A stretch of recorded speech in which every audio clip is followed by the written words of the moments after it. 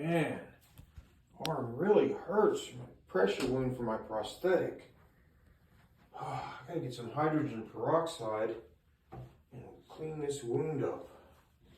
Hi, Carl. Hi. Hi. I see that you have a problem with your arm there. What's going on? Pressure wound for my prosthetic. What should I do? Well, I wouldn't suggest using hydrogen peroxide. Reason being is because hydrogen peroxide can actually damage healthy tissue that's already trying to heal your wound, and it delays the healing. Okay? So what you should do in cases such as these is go ahead and wash your wound area and the residual stump with an antibacterial soap and clean water. Yes, gently rub, no scrubbing is preferred.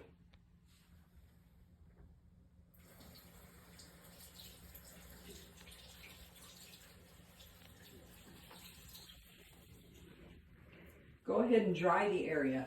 Now when you dry, try to pat, don't rub with the towel, a nice clean cloth. This is to prevent any further agitation or irritation to the area.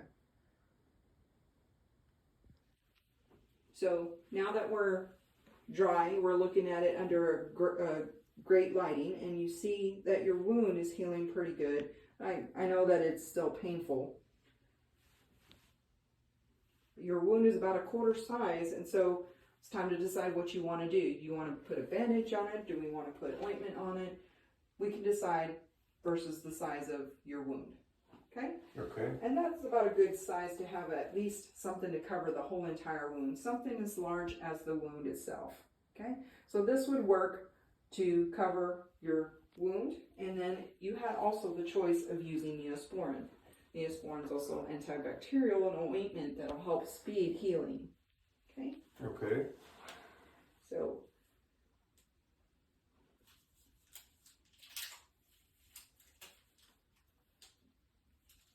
now, if you have to change this out daily to help prevent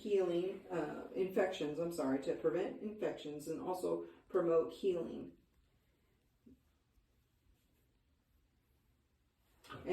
Yes, and anytime it gets wet or dirty, like let's just say you put your prosthetic on again and you got a little sweaty, you'd have to take that bandage off again, rewash it, and do the whole process again. Of course, letting the area breathe and also relieving that area of the pressure by putting a little bit of cushion with cotton underneath that to help the wound heal faster and prevent more pressure area. Signs of healing would be your pain decreases significantly, which, I know you probably worked a little bit on your prosthetic and it probably got a little too agitated. But also I see that the wound has gotten smaller from your last dressing that we had. And of course there's no swelling or drainage. Okay.